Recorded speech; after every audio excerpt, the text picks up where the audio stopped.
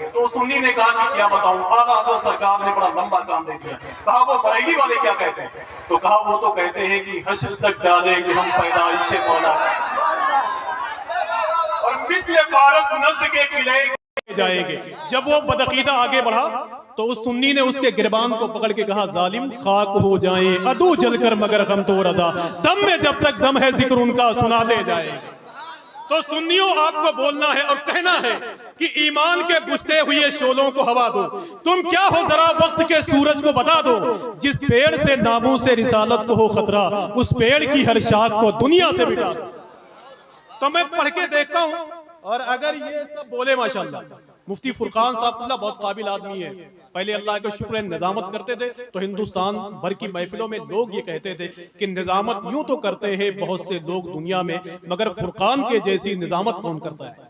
آج یہ خطابت کرتے ہیں، لیکن اگر غلام غوث بھائی نہیں بولے تو پھر ان کی خیریت نہیں کہ جشن میلاد مناؤ کہ حضور آئے گا، جشن میلاد مناؤ کہ حضور آئے گا، اور دشمنوں کو بھی بتاؤ کہ حضور آئے ہیں۔ آپ سنی ہیں تو کانٹوں کی زمین پہ چل کر پھول کے پیڑ لگاؤ کہ حضور آئے ہیں۔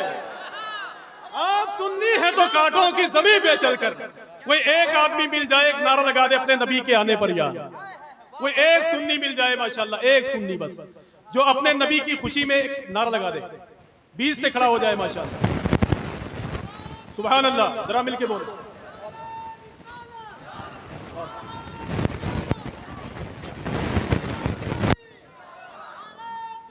حضور آئے گئے، اب میرے حضور آ گئے تو آپ کو کہنا ہی پڑے گا کہ جو یہ کہتے ہیں کہ میلاد منانا چھوڑو، ایسے کم وقت سے تم ہاتھ ملانا چھوڑو، میرے سرکار کے صدقے میں بنی ہے دنیا، ابے بغض رکھتے ہو نبی سے تو یہ دنیا چھوڑو۔ اب ایک شعر پڑھ کے جا رہا ہوں شیر پوروا ضلع بہرائچ میں، میرا یقین ہے کہ پاگل اور ڈپریشن کا مریض بھی کہے گا کہ میرے حضور آئے گا، کہ جشن میلاد مناؤ کہ حضور آئے گا۔ ایک آدمی اگر خاموش ہو گیا تو پھر میری چھٹی کر دیجئے، وہ جن کے پاس نظرانہ ہے وہ کہاں، کہ جشن میلاد مناؤ کہ حضور آئے گا، اور دشمنوں کو بھی بتاؤ کہ حضور آئے گے۔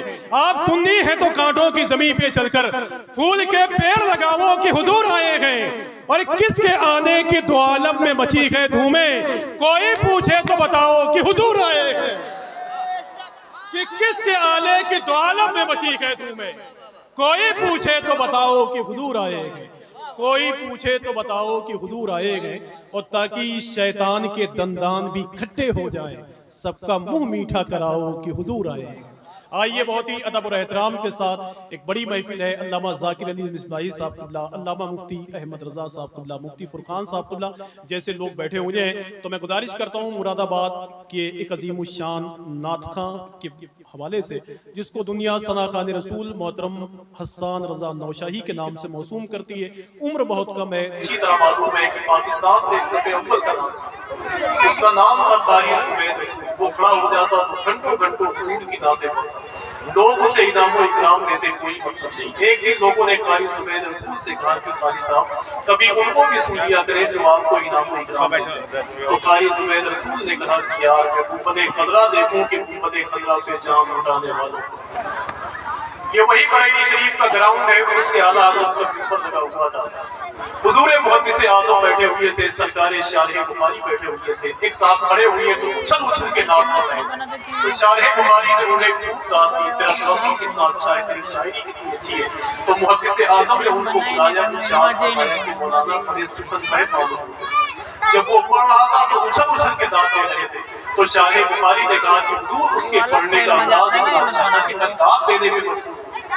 تو سرکار محدث اعظم ارشاد فرماتے ہیں کہ ایک زمانہ ایسا آئے گا کہ جب وہ پڑھے گا تو سر پہ ہاتھ رکھ کے رو، یہ نعت پڑھنے والے بڑا اعزاز رکھتے ہیں، لیکن تب ان کی زبان سے نکلنے والی آواز میں اگر دل کی آواز شامل ہو جائے گی تبھی ان کی آواز حضور کی بارگاہ تک پہنچے گی، اور اگر ان کی زبان سے نکلنے والی آواز ان کے دل کی آواز نہیں ہوگی تو یاد رکھنا وہ سید سادات کی چوکھٹ تک بھی نہیں پہنچے گی، وہ سید سادات کی چوکھٹ تک بھی نہیں پہنچے گی۔ میں جلدی ایک شعر پڑھتا ہوں اور میں گزارش کرتا ہوں محترم عرفان رضاقی صاحب، غالباً آپ کے گاؤں کے خطیب و امام یہاں موجود ہیں، اور حضور مفتی ذاکر صاحب کا بیٹھے ہوئے ہیں، بس تھوڑی سی ضرورت آپ کی ہے کہ آپ بولتے رہیں.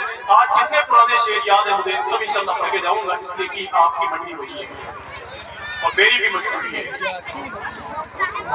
کہ نہ یہ سورج چمکتا ہے نہ وہ چندہ چمکتا. ایک ایک آپ سبحان اللہ بولے بس ایک ایک آپ. نہ یہ سورج چمکتا ہے نہ وہ چندہ چمکتا، نگاہ عشق میں تو گنبد خضرا چمکتا ہے. میں نے قریب 10 سال پہلے اپنی نظامت میں ان مصروں کا استعمال کیا تھا. 10 سال کے بعد آج اسی دور میں پھر تھا کہ نیا سورج چمکتا ہے تو وہ چندہ چمکتا ہے. دیکھتا ہوں کہ کتنے لوگ امام حسین کے نام پر بولتے ہیں. آج اس محفل میں بیٹھ کے آپ کہیں کہ یہ الگ بات کی دانتوں میں دبا رکھا ہے، بھیڑ میں تیروں کے مشکیزہ چھپا رکھا ہے، اور چھیننے والوں اگر دم ہے تو چھینو دریا، اب تو عباس نے بازو بھی کٹا رکھا ہے. تو ذرا ہاتھوں کو اٹھائے اور مل کے بولے لبیک یا حسین. اگر ایک آدمی کے بھی ہاتھ نیچے رہے تو میں تقریر کروں. ذرا اور مل کے بولے لبیک یا حسین.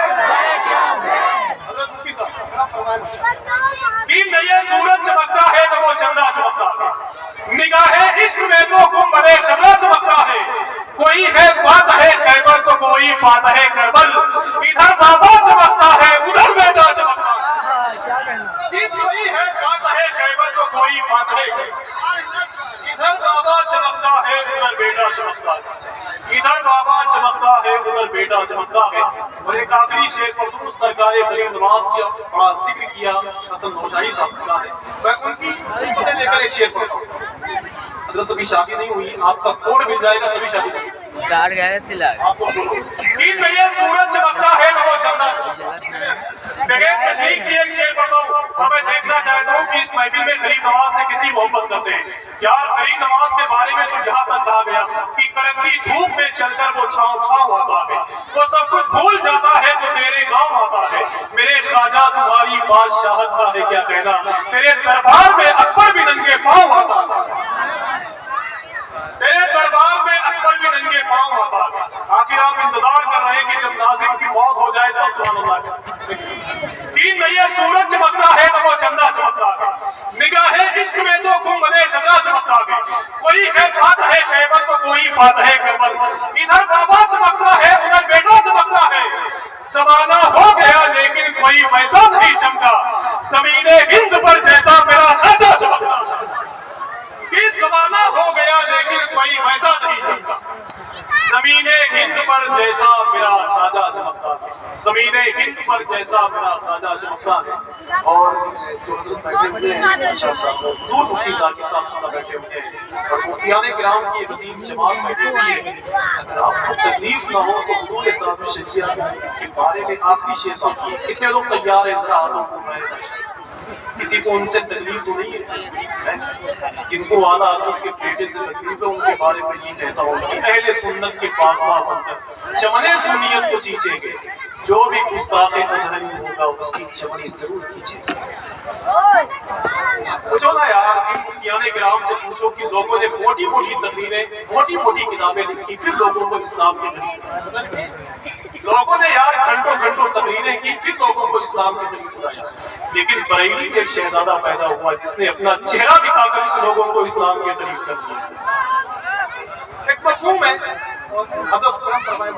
دعائیں جائے کہ نہ یہ سورج چمکتا ہے نہ وہ چندہ چمکتا ہے، نگاہ عشق میں تو گنبد خضرا چمکتا ہے. بس دائیں طرف اور بائیں طرف دونوں لوگ ملیں گے انشاءاللہ کام بن جائے گا، پورا بہرائچ کچھ ہو جائے گا. ایک صاحب نے شادی کر لی تو 2.5 سال کے بعد انہوں نے دوسری شادی کر لی. آدمی نے کہا پہلی شادی کر چکے تھے پھر دوسری شادی کرنے کی کیا ضرورت ہے. اس نے کہا پہلی والی بیوی مارتی بہت تھی اس لیے ہم نے دوسری شادی کر لی. وہ مارے گی تو بیچ گی. آپ کیا ہوا؟ کہا اب وہ پکڑتی ہے تب یہ.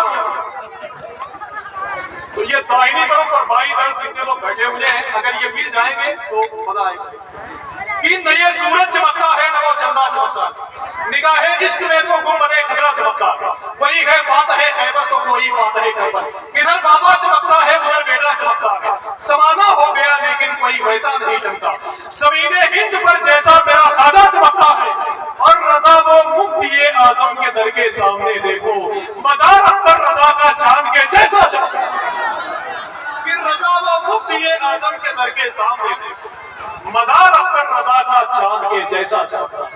مزار اب تک رضا کا چاند کے جیسا چمکتا ہے۔ آئیے بہت ہی ادب اور احترام کے ساتھ بہت خوبصورت محفل ہے، جن لوگوں نے اس محفل کو سجایا ہے اللہ ان کو حضور کی محبت سے مالا مال فرمائے، حضور کی شفاعت سے مالا مال فرمائے۔ میں گزارش کرتا ہوں ادب اور احترام کے ساتھ ایک عظیم الشان اللہ کے ولی کے دیار میں رہنے والی ایک آواز ہے، سرکار شیخ عبدالرزاق محبوب بیگ عباس کی باسا شریف۔ آئیے گزارش کرتا ہوں صدا خان رسول محترم عرفان رضاقی صاحب اللہ یہاں بیٹھے ہوئے ہیں، آئیے ناموں سے استقبال کر لیں، ان کو سنیں جو ان بڑے لوگوں کے درمیان رہتے ہیں کہ جن کے دربار میں اگر گونگا بھی آیا تو اللہ نے اسے بولنے کی صلاحیت